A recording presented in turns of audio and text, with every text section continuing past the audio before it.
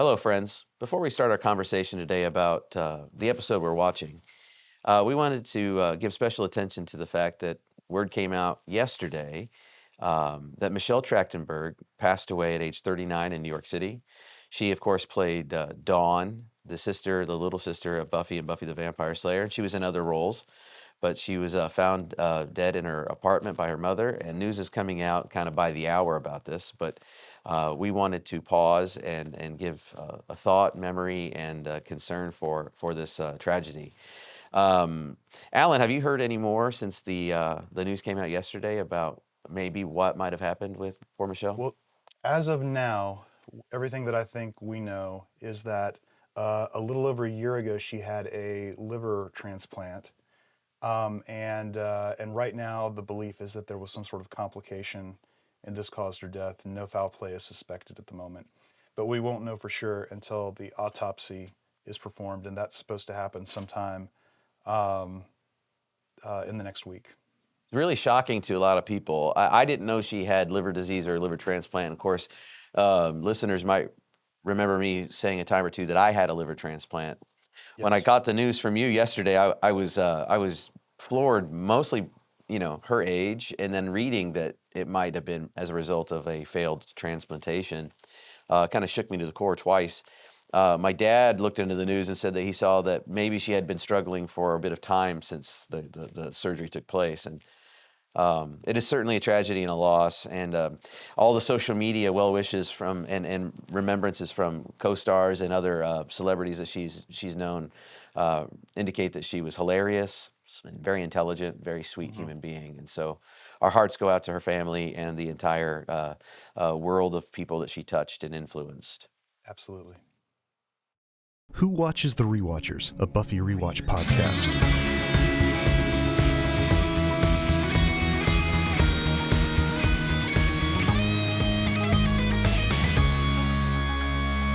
Hey, Alan. Just say when I say hey, Alan, say yes, Jared. Okay. Okay, cool. Hey, Alan. Yes, Jarrod. My favorite line in this episode, What's My Line Part 1, is when Xander and Buffy are having a conversation, and Buffy says, Do I like shrubs? And Xander says, That's between you and your God. Yeah, I noticed that one in the episode, and I was sure you were going to love that one. I loved it. Yeah, so in this episode, if you go through it, it's got so much wonderful Whedon-esque, Whedon-y or Buffy-isms, the funny stuff that is said. And I've been thinking, did Joss Whedon and company do more to describe Valley Girl 1990s Southern California speak? Or did they do more to prescribe new fun ways for youth to be talking? What do you think? Well, so I'm positive it was more prescriptive than it was descriptive, and part Uh, of the reason that I feel that, and I'm gonna go so far as to say know that, is because there have been a couple of interviews with the cast talking about where this dialogue came from. Because everyone made a big deal about the dialogue in Buffy, and they all basically said, "Look, we weren't trying to talk like modern teenagers." Because if we had, the show would have been dated, in a couple of years. Like by the time we got to season 5, no one would have cared about season 1 from a dialogue perspective. Um, they actually said we're actually talking Whedon speak, Joss speak is what they called it, because we're it's all based on the way that Joss talks. And then I heard an interview with Joss talking about this. And what he basically said was, we've mentioned on this podcast before that Joss is incredibly influenced by Shakespeare, and Shakespeare was always making up words or combining words in order to make new meanings, and Joss's whole thing was how can I do that in a modern vernacular? Now I don't think that his words are nearly as successful as Shakespeare's. yeah, yeah, very few are, or none. Right, right, right. But that was the idea. Well, Xander says, that's between you and your God. Buffy says to Willow, what'd you put? Willow said, I came down on the side of shrubs. Go shrubs, okay. And then as she goes on to describe more, she's kind of forlorn, and she says, "It's all Mootville for me, no matter what." Mootville. Yeah. Mootville cracked me up as well because it's like all the other sort of isms in there are vernacularisms or whatever are sort of modern plays on words, and they're funny. That one is a direct callback to what, like the 50s? Yes. Yes, I think so. And maybe even the title, "What's My Line?" Like, what line of work are you in? Is kind of a dated way of talking about what you do for a living. That's the episode we're talking about today, season 2, episode 9, because we're doing the first part, "What's My Line?" part 1. Yep. This is one I think you and I have been looking forward to because we're getting back to some mythological stuff, and Yes. we're gonna start seeing some really interesting kind of tying of knots. Just kind of getting Yep. that narrative knot wrapped up.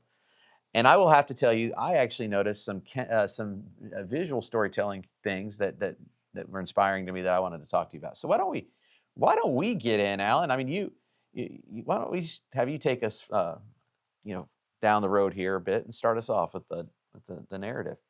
I'm pulling up my notes. I'm so sorry. I'm going slow. I will say this right now. Actually, while you're pulling up your notes, that the script itself, whoever houses the script, it's the BuffyAngelShow.com, calls this "What's My Line?" Part 1, and in parentheses, formerly the new Slayer. And it aired on October the 1st, 1997. It's written by Howard Gordon and Marti Noxon, and Marti Noxon is all throughout Buffy the Vampire Slayer. Yeah. Yeah. Absolutely. Absolutely. And Marti Noxon's the one that did the director commentary on this that I listened to. All right, so it opens up with a career fair, and I think we get to the metaphor of this right away, which is the whole, what am I doing with my life? How am I going to, function as a person in society, and all of those sorts of things. And I love the fact that both Buffy and Xander are filled with dread about this career fair, about trying to figure out what this test thinks they're going to do with their lives. Meanwhile, Willow is super excited about it because from the perspective of their academic careers so far, the sky's the limit for Willow.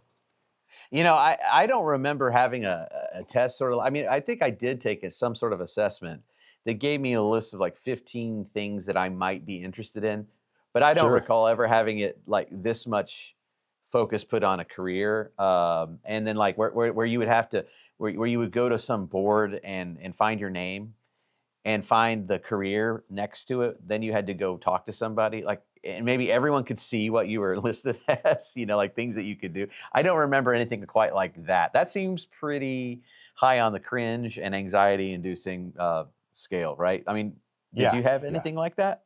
No. I mean, we definitely had some sort of like assessment test in high school, probably a couple of them, and I remember sort of being bored by them because they all told me the same thing, which is for me, high levels of creativity, should be an artist or a writer, blah blah blah, and and they just seem sort of obvious to me. But then again, I have plenty of friends who had no idea what they wanted to do with their lives. So maybe they were helpful for them. I have no idea. Was it helpful for you at all to see a list of things that you might have an aptitude for? I don't even remember. It did not, at that time I was single-mindedly focused on being one sort of thing. And I have no clue. But this sets up a lot of good humorous dialogue. And we've already talked about it in our introduction, when they're talking about, how do I feel about shrubs?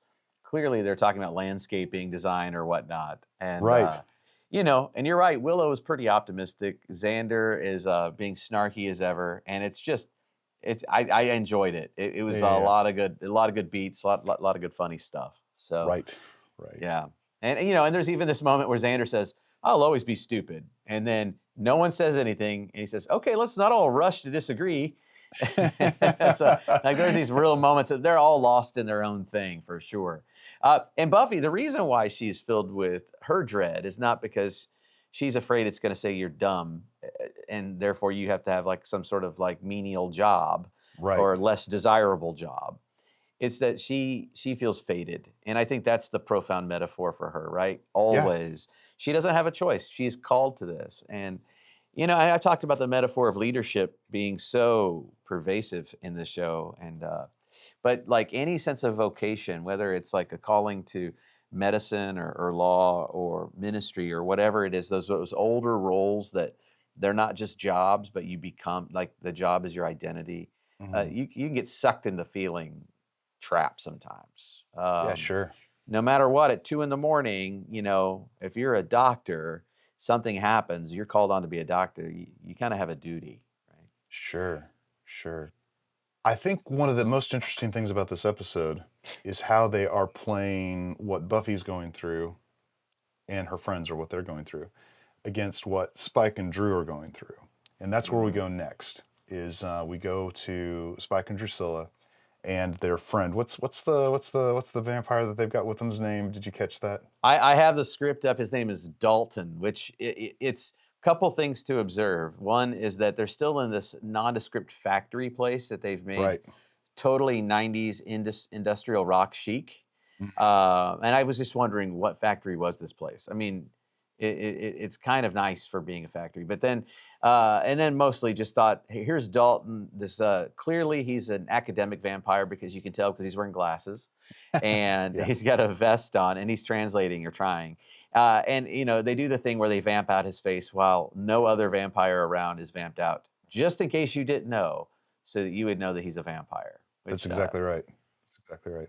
I actually really was critical in my mind watching it, but then I thought Alan's going to say, you know, how else are they really going to know? This is just to be very clear Yes. to the audience, because otherwise you could think that he was because he's under duress from Spike. You could think That that is just a Spike just dude. took some, Yeah. yeah, some hapless librarian, but no, this is a vamp, and there he Yep. is. And they're while he's poring over some academic text, Drew is laying down tarot cards. And I'm always fascinated by the tarot card thing. Do you have any interest in the history of tarot or anything there, Jared? Yeah, actually, I do. I mean, I'm interested in learning more, but I listened to this fascinating podcast last year, and I'm dropping the name of it right now. I think tarot might be in the title, but it was about one young man's journey into astrology. His parents are from India, and they lived in Conyers, Georgia, and he lived in Brooklyn, I think. And Okay. he is talking about the family being very tied into their horoscopes and the astrological signs and all of that world, but being very very honest to it, very sincere. This is very much part of their tradition, and him being a much more kind of enlightenment skeptic. And then he started throwing out a lot of statistics about basically astrology, tarot, all this stuff is like a $21 billion business in 2022 or something. Like it's Oh my gone through the gosh. roof. But one of the things that he pointed out about tarot is that it is not an ancient thing. That tarot is a rather modernistic sort of thing. It was sort Yes. of yeah. So I have an interest in learning more about that because we've got this sense, I think, in the culture that it is this some sort of like esoteric, deep, maybe even origin-less, like we don't know the origin Right. Right. thing. Right. Right. But I think it's modern. It It's a is. It modern is. it's a I modern think. parlor trick or something, right? Yeah. And I think that's all. I think all that part of it, the fact that we think that it's ancient and it's actually only just a few hundred years old, is really, really interesting. But so anyway, they're hanging out here, and then we get sort of a handful of bits of exposition, but they're presented to us through conflict, so we stay interested in them. And the issue is that this librarian vampire kind of dude, Dalton, is trying to decode something, but he can't. And the thing that he's trying to decode is going to let Spike and Drew know how to heal whatever's wrong with Drew. We've sort of nebulously known that something was wrong with Drew, but this is the first time we've understood that there's like a reason for Spike and Drusilla to be in Sunnydale, which is the the knowledge for how to fix Drew's problem is here, and that's why they keep hanging around. And I got to tell you, the first time that I watched this, I did not follow any of that. It was probably my second or third viewing when I like finally connected all those dots, you know. Yeah, and because it's buried in through exposition that you can get lost, I think, in some of the other things that are surrounding it. Like he doesn't say what you're what you just described here in this little quote, but Spike says, "Forgive me, you know I can't stand seeing you like this." Then he's frustrated. He says, "We're running out of time. It's that bloody Slayer. Whenever I turn around, she's mucking up the works." Like, that's how he's talking to Drusilla. So, like, in the dialogue, he's throwing in, like, the bits that you're supposed to catch that kind of let him know, you know. And I found that to be sort of almost the most mealy mouth sort of dialogue, though, by the way. You know, Oh, yeah. it's that bloody Slayer. That's right. That's right. Well, so we get to the point where we understand that Dalton can't decipher this thing because he needs a key. This is another thing that I didn't get the first time I watched it. I didn't get this when I watched it last night, but pardon me. I understood it when I watched it last night, but I think I understood it in a previous viewing, but it definitely wasn't the first or second viewing, that the key is like some sort of text that they're going to use in order to decipher it. Right. It is interesting how this comes together, because you wonder on hindsight how the writing came about, because at least the Hulu presentation of this show, because I saw it on Hulu last night, it was like last time on Buffy, which they don't do every time, and they pulled episodes reaching pretty far back. Sure. So you get these moments in time where some vampire was in some library or some crypt stealing something, and they're trying to in the previously on trying to weave together enough narrative bits to give you a foundation so that this story could show you that this was like a long plan, like that Spike was in hot pursuit of more, you know, of all this material he's going to need to help him heal Drew. And then the silly thing is that all of it happens to be in this one place in Sunnydale, California, and it's all somehow older and French. But there we are. Yeah, and Dalton is saying this is some sort of Latin, but not really Latin. Like it's like old. And so and you're right. It's not just Latin. They need a key. They need a key. They need a code. Yep. And then the tarot cards function is kind of a way to kind of nudge the plot along, like to kind of prime you for what's to come, or to even like illustrate or kind of to give you like an exclamation point on the point made verbally between the characters, right? Like exactly, like, all throughout the episode, in fact, right? Yep, exactly. And I think, although this wasn't clear to me, so you tell me if I understood this right. I think that part of the reason for the tarot cards is to sort of help you understand that them trying to decipher this thing is going to be impeded by the Slayer.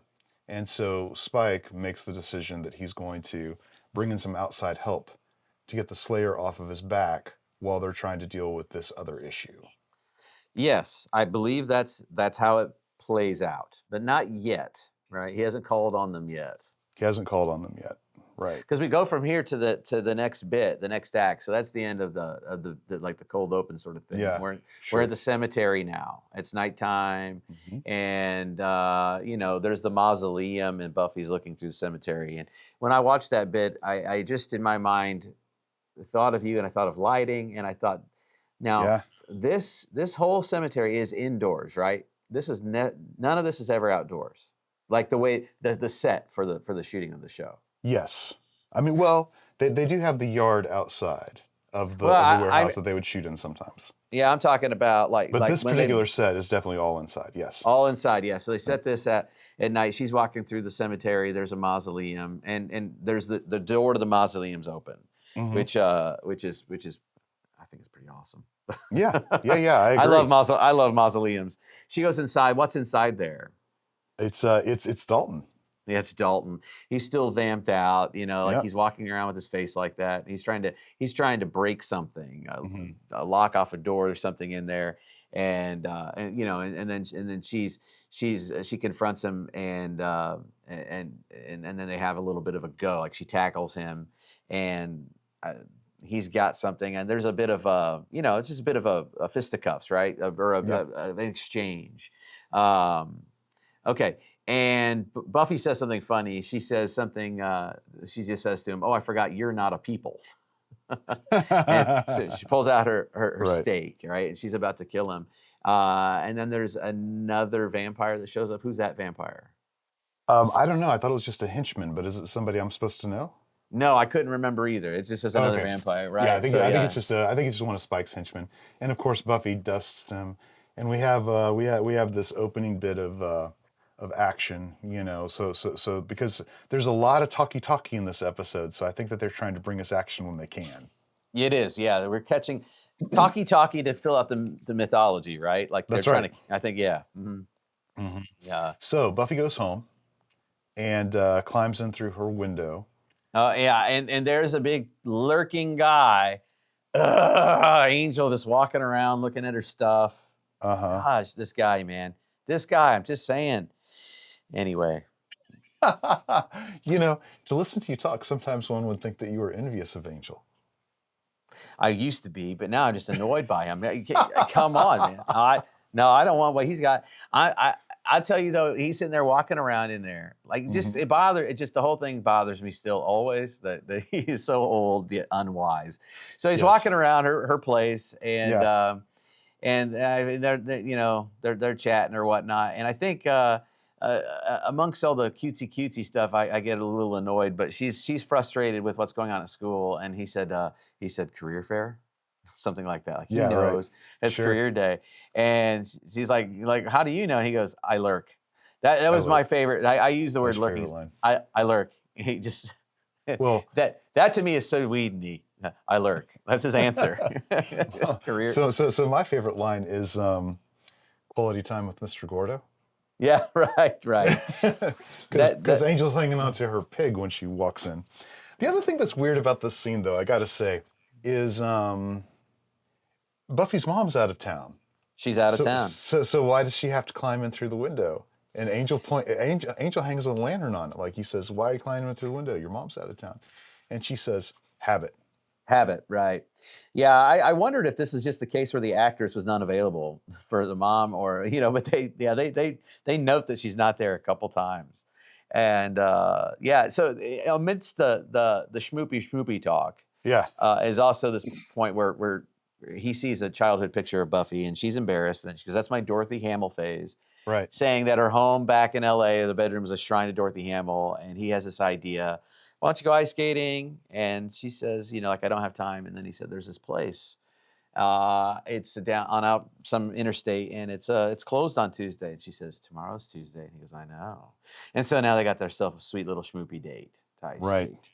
So, that's fine. That's sweet. And there you go. I mean, I have lots of things to say about the ice skating, but we'll go to it. So that they've got a little nice plan. She's dreading the next week for career week, but they got a nice little plan for a little date. And then we go right back to the center of all anxiety, which is school. Yeah. Yeah, we go right back to school, and Cordelia's optimum career is motivational speaker. That's very funny. So yeah, the Cordelia and Xander have this exchange about what I think they're looking, and he's like, he can't help but criticize her, like motivate people to do what. But she does have a high kind of like more exciting stuff, and then she actually goes, doesn't she look at his? She does, and then she laughs and she walks away, and he's like, "What are you laughing at?" And he goes to look, and a moment later we find out it's because his optimum career is a corrections officer. A corrections officer. Yeah, I was thinking about that because doesn't Buffy? It'll show that she has law enforcement. Yeah. And I do think that probably if this were real, his wouldn't say something so specific as a corrections officer. It probably would say law enforcement with a list of possible things to think about. Right? Yes, that's exactly right. That's exactly right. But they were trying to give him the most, as he said earlier in the episode, he said high risk, minimum wage job. So yeah. So they were trying to find a high risk minimum wage job. And I actually have a couple friends who are corrections officers, and they are they're probably annoyed by things like this. I would imagine. I have some family that have been in that role, and at least the experience they have. I mean, it does not seem necessarily easy. No, I can say that, but no. yeah. I didn't know how to put it. Because I think that as I was watching the show back, I wondered how many people would just find certain things offensive about it. But Yeah, I think this show is definitely um, worried as much about being offensive kind of stuff like we have today. Um, but you know, here's what Xander and Buffy's exchange is, and I'm gonna read some dialogue for a reason. Xander says, "They just put up the assignments for the career fair, and according to the test results, I can look forward to being a gainfully employed in a growing field of corrections." Which I don't know if they intended that, but growing field of corrections is sort of an indictment on our culture, right? it Buffy is. responds, Buffy responds, "At least you'll be on the right side of the bars." Xander says, "Laugh now, Missy. They assigned you to the booth for law enforcement professionals." Buffy, as in police. Xander, as in polyester donuts and brutality. So, I mean, this is in '97. So we're talking about in the earlier '90s, Rodney King beatings. You're talking Yeah, about then the riots. And so, yeah, especially in Southern California, this is something that would have been on the consciousness or the conversation. But I thought that was pretty interesting, man, especially now living on this side of history. There's been a lot more reported cases of police brutality, and in some circles to even just mention police brutality is an offensive thing. People will think that you're sure, being somehow anti-police, even though right. there are real, obvious Real actions. problems. Yeah, yeah, yeah. Right? Yeah. And you know, going back to your earlier comment about the growing field of corrections, Yeah. I don't think that I don't think that it was the way. I don't think back in the '90s we were thinking about all of the what are those things called, privatized prisons and whatnot that we have going on now. But it's definitely has been a growing field for the last 20 years at least. Yes, yes. But we were, at least social theorists and activists were talking about the prison, the school to prison pipeline and things of that nature. But there Yeah. was, yeah. Well, so listen, we cut to Giles, which I love because Giles is Wait, carrying I'm this. sorry. I'm so Oh, sorry. I think the you. most important thing about this scene, from a storytelling perspective, is that Willow's not on the list. Oh, they revealed that here. Yeah, she's They not do. on the list. Yeah. And she gets upset. But I used a number 2 pencil. But I use the number 2 pencil. Yeah. Uh, in fact, I don't know if you caught it, but at the beginning, it's like they focus in on her grabbing the number 2 pencil and the Scantron. So Yes. Yes. That's exactly right. So we know that Willow didn't get assigned anything for career day, and so that's going to come to play a bit later. While this is happening, Giles is carrying like a big load of books, and they make a comment about him being in full Tony Robbins mode. And Yes, hyper efficiency. But what I was going to tell you is that I loved it because they're going from career fair to mhm. Giles's career of carrying all these because he's carrying Watcher diaries. Yes. Oh, that's great. That's great. That's a great catch. And that's like actually what he does, right? So and potentially the career fair is a time for excitement, and and what you see in Giles is yet another career. It's a calling, it's a vocation, Yeah. but it doesn't seem exciting, right? It actually seems laborious. And what he's doing is if you've ever had to carry a big stack of books, he's carrying under his chin. Yeah. And he And he nearly gets drops like, them all, right? yeah, Sure. and he's out of breath, yeah. But here's what I want to say before you go on and talk about any other dialogue, because I love this. When he sits down at the library, he's talking to Buffy, and the way the camera shoots Buffy, she's sitting down and she is framed on both sides by equally like similar heights of towering books, right? She's under them, and you see him like bars separating her and Giles. Giles is on the other side, and he stands over them, but he's walking back and forth kind of frantically. There is something between them. It is all of these histories of Watcher diaries, which I think is where you know the story and how it unfolds, the history of the Mhm. Watchers and what they know, the history of the Slayer and where they come from. There's this something between them, and also he's talking to her, and she's very much put in the youthful position. She's put below. He's talking down to her. She's sort Mhm. of prison. I just thought it was really clever in its Yeah. visual storytelling. So there you go. I'm going to pat myself on the back for noticing things like that. Thought you would. You need to. That's an amazingly good catch, man. That's fantastic. Okay, Yeah. so the thing that I noted in this that I think is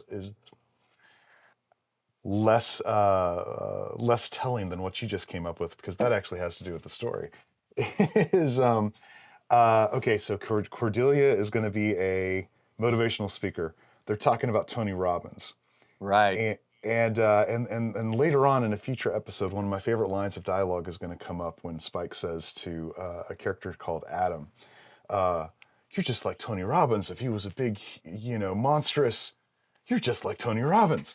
But anyway, I think that the writers have some sort of fascination with motivational speakers Well, because that comes up so often. Well, if you remember back, I mean, listen. There's a couple things that happened in the '90s that made me aware of motivational speaking. One is that I delivered papers in the morning with my dad, so we got up at 4:30 in the morning and we folded papers, and we would turn on the TV, and it was usually motivational speaking, a lot of preachers, and then there was like the gurus of love, fixing your marriage and stuff. Okay. But lots of motivational speaking. I think it was a very growing and emerging market at the time. And then the other thing that really happened is my mom worked for the public library, and she used to bring home all these books, and she would get them for free because these big book sales. And she brought home lots of cassette tapes, books on audio books, and that's when I started my love for like consuming material while moving. That I didn't want to. The material was the kind of material I didn't want to sit and read.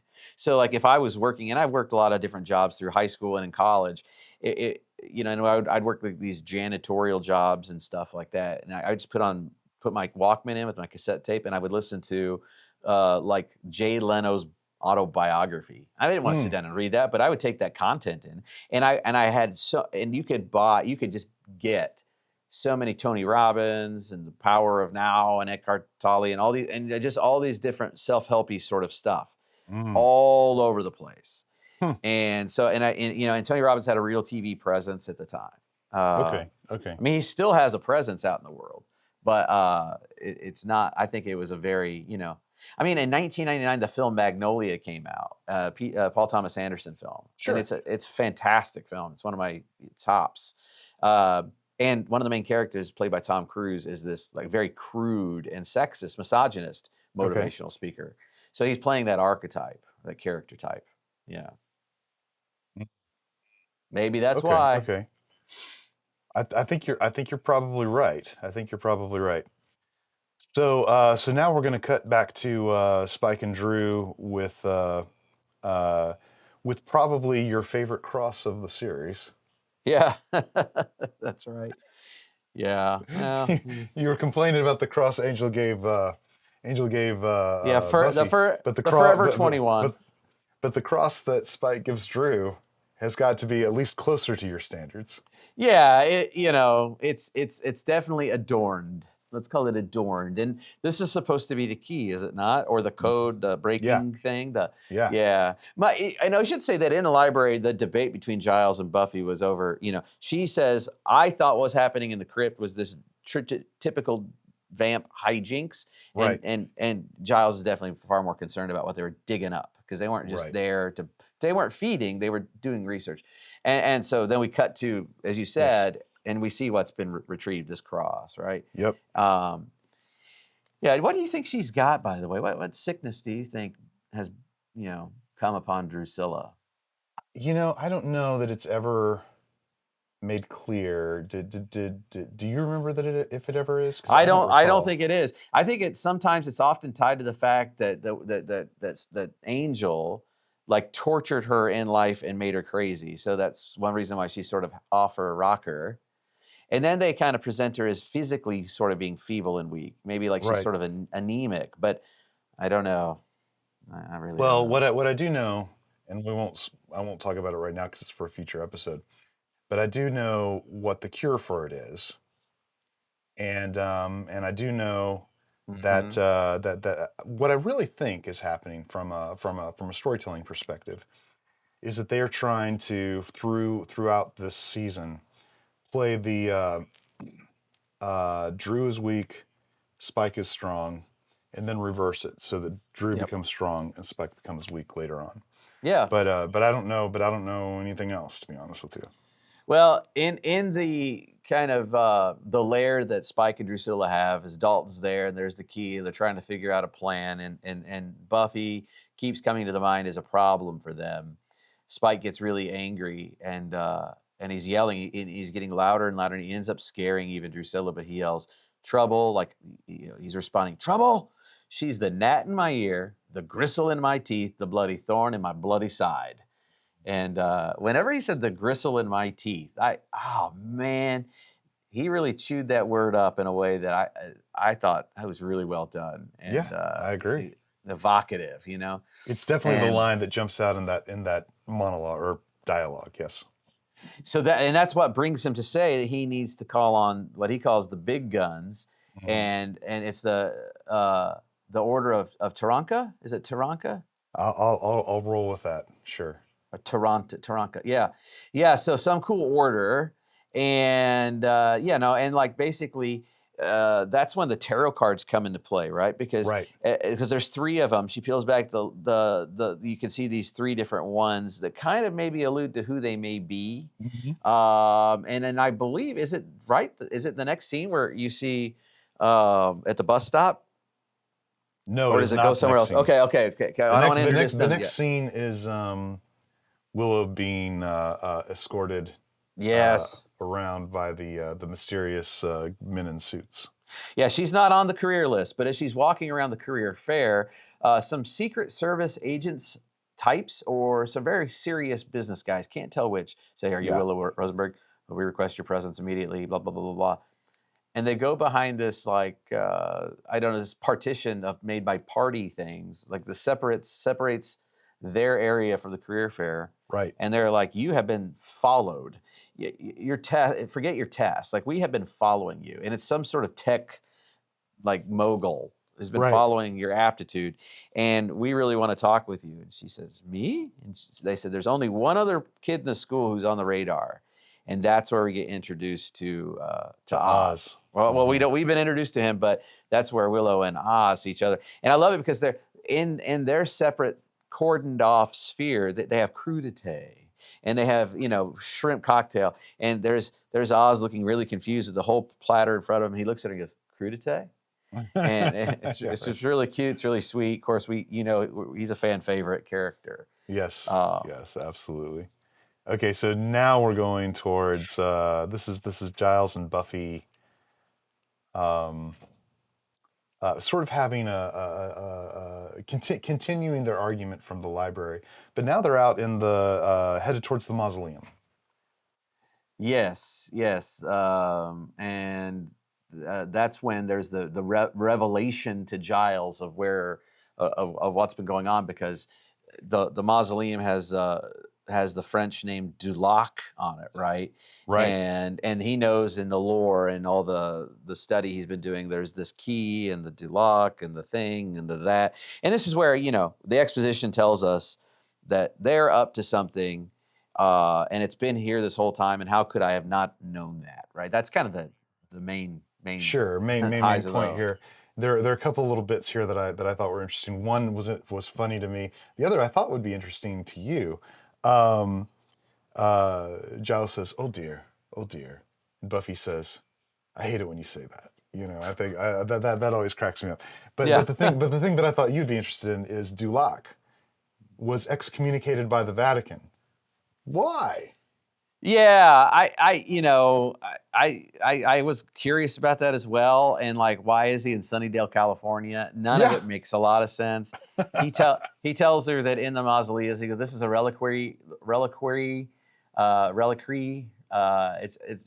It's a French word for, relic is RELIC, but reliquary. However, I'm bad at my French pronunciations. It's basically just a storehouse for relics." And he lists things like saints' bones, this, that, and the other. Sure. I mean,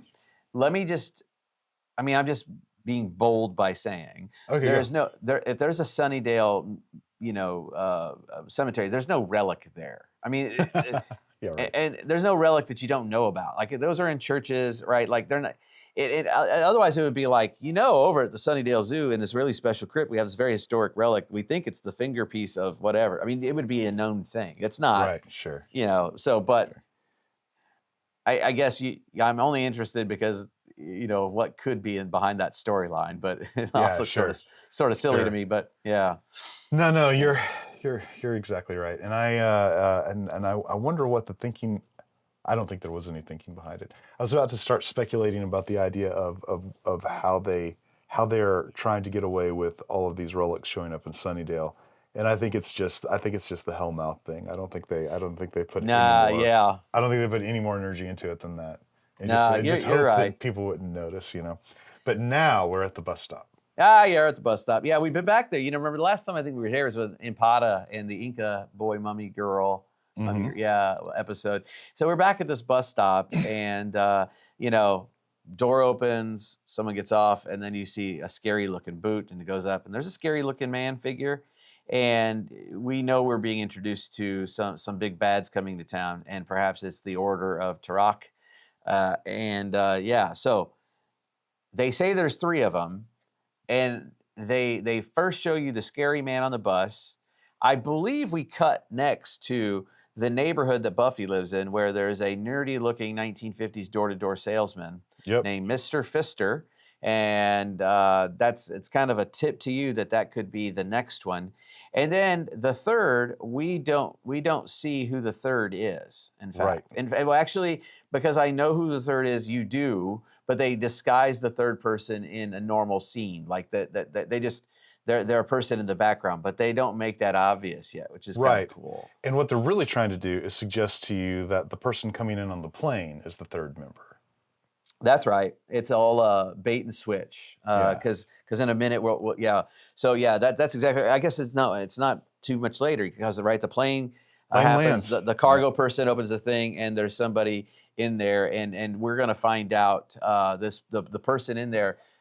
They give her some sort of Jamaican/Caribbean accent, and she's a person of color, and she is dressed, and I wouldn't know what to call it, but it sort of harkens to sort of a calypso feel is the way I would describe it. I don't even know, but she's definitely got some martial arts skill, and and then she moves along. She sneaks out. So that's the possible third assassin from this ancient order that goes back to the Temple of Solomon, which is, that's what you find out that the Order of Tarak is back then. So, and then we cut to that skating rink. So now we get to go be in a moment of just peace where Buffy has been taken by her boyfriend Angel ice skating. Couple things. One, Angel is not seen until the very end of the scene, so I guess David Boreanaz cannot ice skate at all. I think you're probably right about that. They don't even try to pull a Rocky Balboa with him and have Rocky on, Rocky goes with Adrian on the ice skates and he's wearing shoes. He's like, hey, I just, I gotta, I just fight the fight. But the second thing is that Sarah Michelle Gellar knows how to ice skate. And I would say better than average, like pretty darn good. I'm not a figure skater, but she knows how to flip back and forth and twirl. And they give her sort of an ethereal, sort of wispy sort of camera effect, right? Slow motion, and put the music over it, making it. This is a moment of serenity. It definitely gives you the sense that there's a moment of mental release from the anxiety. Absolutely. Well, I think that this is a thing that I've heard the directors talk about in relationship to Buffy before, is the idea that anytime they found out about like personal attributes of different actors or actresses, they would try to incorporate it into the show somehow. Oh, really? Yeah. Famously, the most obvious one is when they found out that Nikki had a twin brother. Yeah.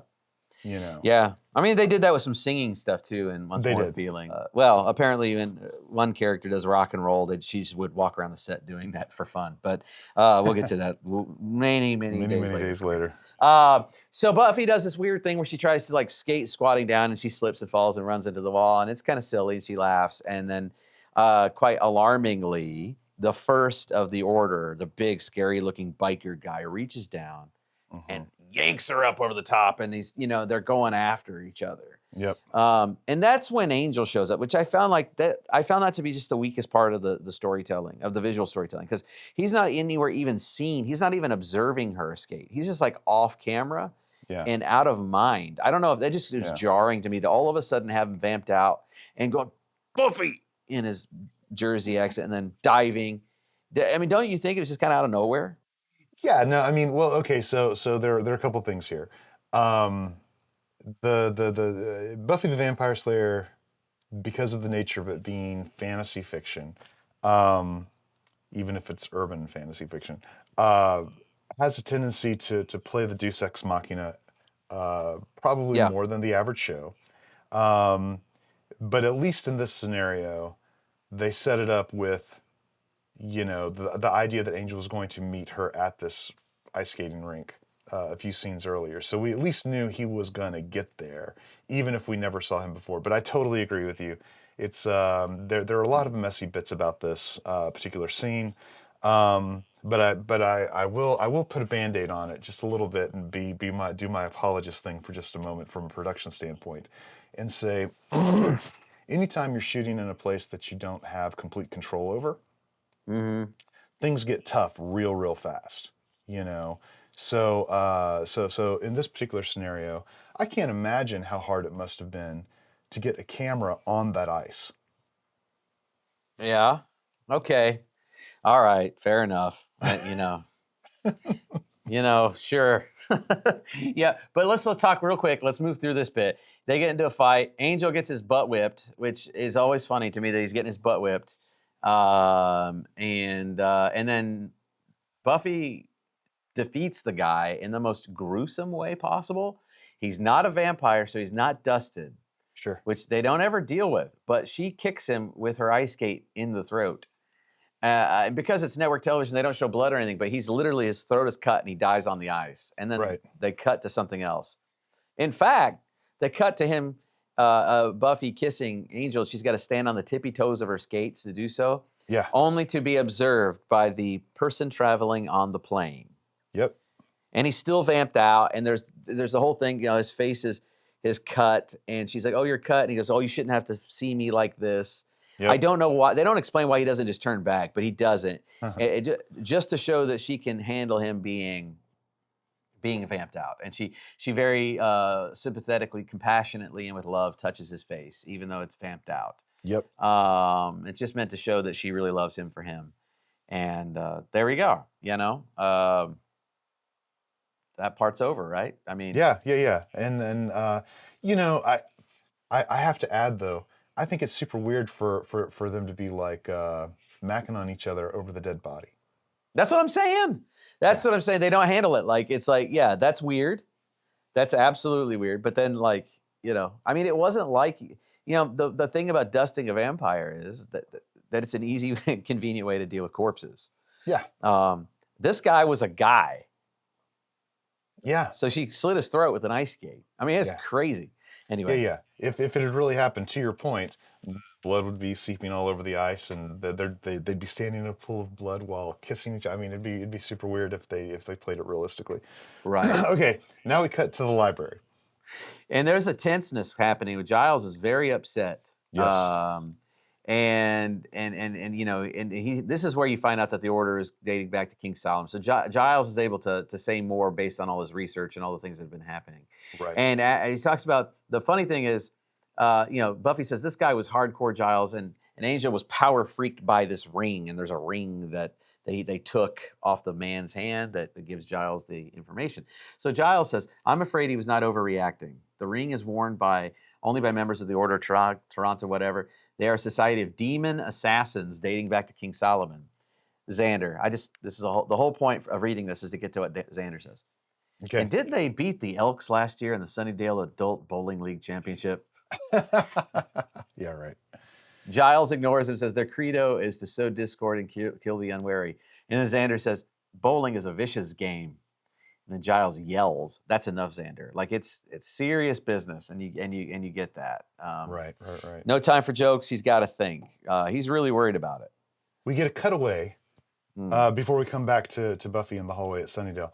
We get a cutaway so that we see that the nerdy guy we saw earlier is a member of the Order. The salesman is a member. And we learned that he is physically made out of worms, which is super disgusting. Yeah, he can become worm state man and a bunch of mealworms, or he can be formed into himself. And he's been surveilling Buffy's house. Right. And yeah. And then, so now Buffy's super concerned about the fact that this these assassins are after her, and she's walking through the halls, sort of nervously trying to figure out if somebody around her is one of these assassins. And that's when she has her moment with Oz. Yeah, Oz runs into her, and she goes, "Try it." Try what? She says, "Sorry, I'm still not clear on what I'm supposed to try," says Oz. At the end of it, he says, "A tense person." But she's kind of losing it. She's unraveling. She's getting worried. She ends up going to Angel's house at night by herself or wherever he lives.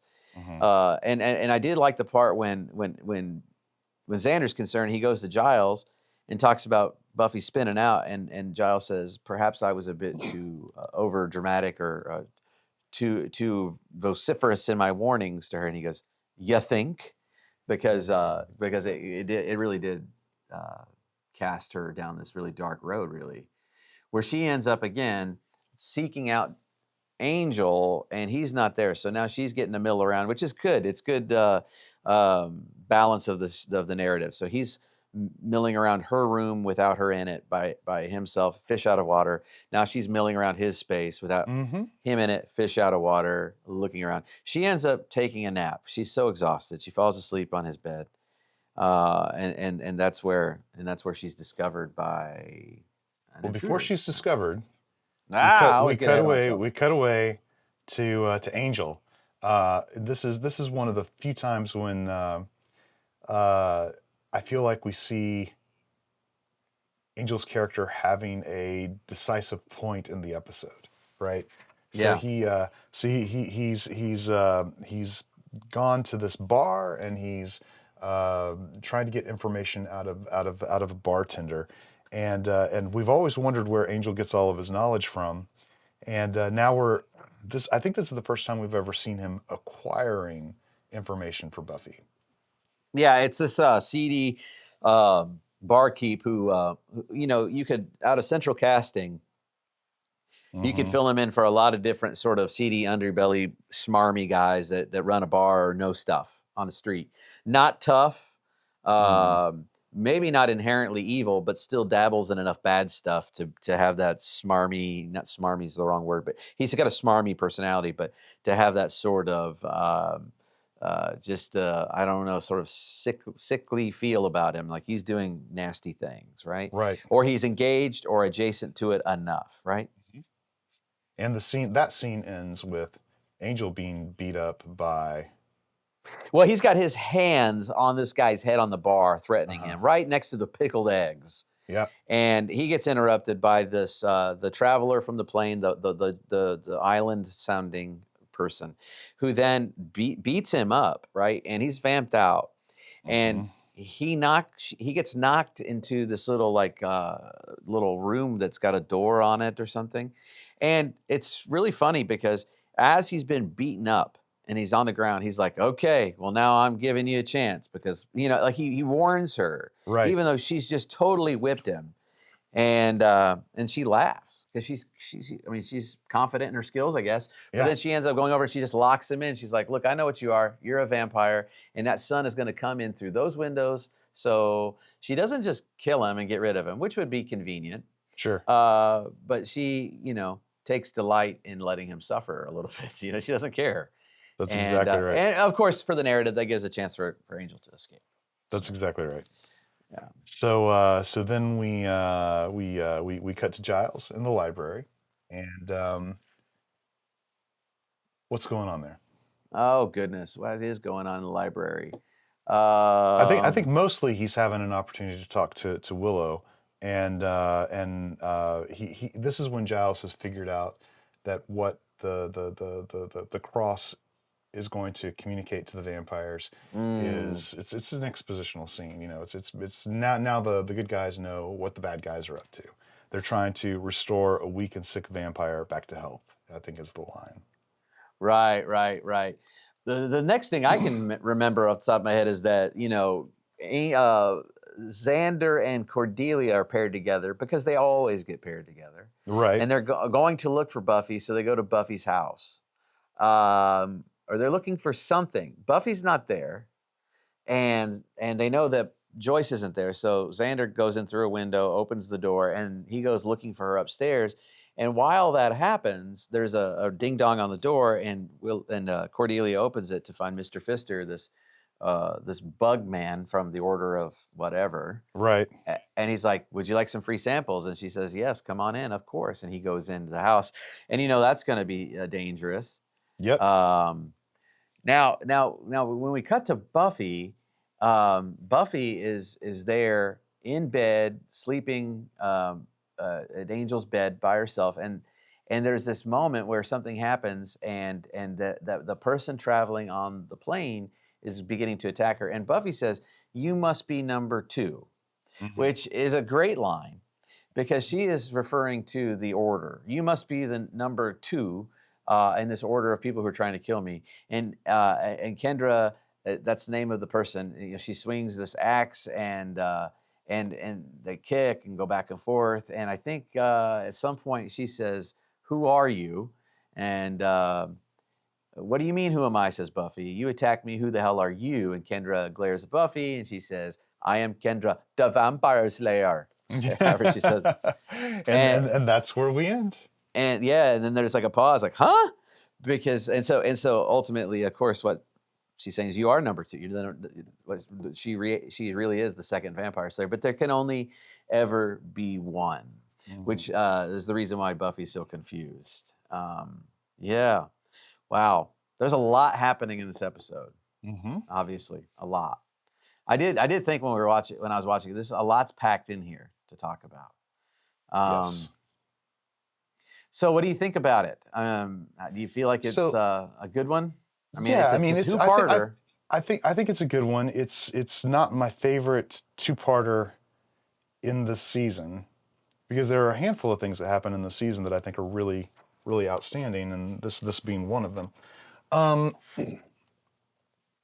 I think this idea of Buffy not being sure who she is or what her role in life is, and then being forced to see, what her life would have been like from a different angle, which is what we're going to see in the next episode when she gets to know Kendra.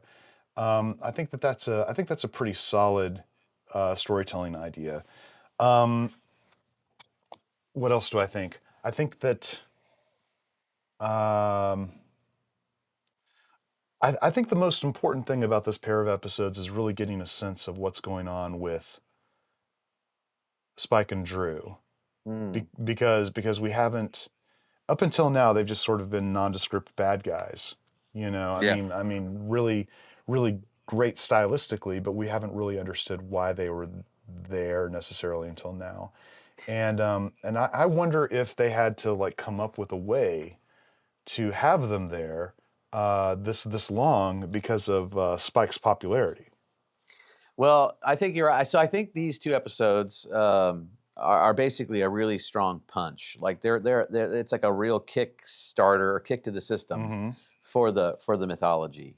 So it's packing a lot in the punch, and I think you're right. So it solidifies Spike and Drusilla, and it also gives us a lot to play with the Slayer vocation, and I think that's the chief metaphor, right? That the whole episode long, and it's going to play out a little bit further in the second half of it. But with the career fair, choosing your fate, choosing who you are, Kendra will give her an option to think about: is there a way that I could have a normal life and just have a normal career as a person? Now that there's this other one, we're going to find out why there's another Slayer, but that's going to be fodder for all those sorts of existential questions she's going to ask about herself and who she is and her deepest identity.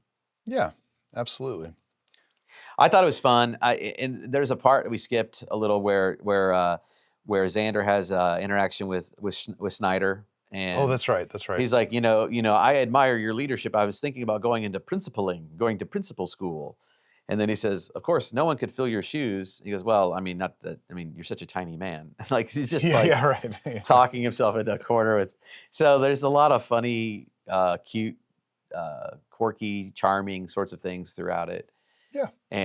And that's all fun. And I really like. I remember watching this back in '97. I really did like the introduction of Kendra, trying to I mean, it's short-lived as it is, bringing in this whole other kind of layer, maybe trying to sense out how the Slayer thing works, because Hmm. otherwise it's just so localized. So That's exactly right, and I think that they were wise to have her be from an alternative culture to anything that Buffy would have had any experience with. yeah, You know, yeah, to sort of help you understand the Slayer thing is a worldwide situation. Like the Slayer could show up anywhere, and I wonder, I actually don't know that I ever paid attention to this before, man. Do they ever answer this idea of how the Slayer calling works in terms of why particular Slayers are called in different places? Like, is there some system in the mystic whatever that helps a Slayer be called because of need in a particular area or something? Like, I don't know. I don't think so. And I guess we'll just keep our eye on that. But no matter what you do, when you're talking about mythologies and theologies and religions and stuff, no matter what you do, you either come up with the sort of personality behind the universe sort of thing, and that's the notion of God, or you have a pantheon of gods that operate.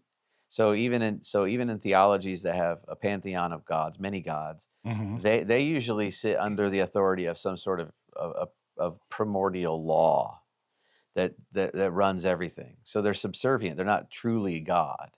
Okay. I think people misunderstand because Buffy is going to have heaven dimensions and hell dimensions and gods and demons, but they're never really God, right? That Sure.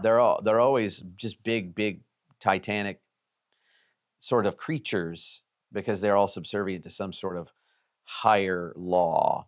Right. And whatever that higher law would be by definition be the God or the supreme concept. And it seems as though that supreme concept, whatever that could be, is the thing that all of everything else finds its rule in, whether it's even the magics and all that, it Sure. operates by something. And that's all I can get. I mean, quite frankly, they weren't trying to do a theology, but they make one nonetheless, which Right. is Right. basically what ends up happening every day, everywhere, all the time. Mhm. Period. We all do that. So, yeah, All that's right, I've only got one note left for this one from go for me, it. which is the woman who plays Bianca. Pardon me, the woman who plays Kendra is Yeah. Bianca. What's her last name? Lawson, and she has been in a ton of other shows. And actually, I suspect that the reason that she got cast for this is because she had previously appeared on My So-Called Life, which is one of the shows that Buffy is trying to imitate.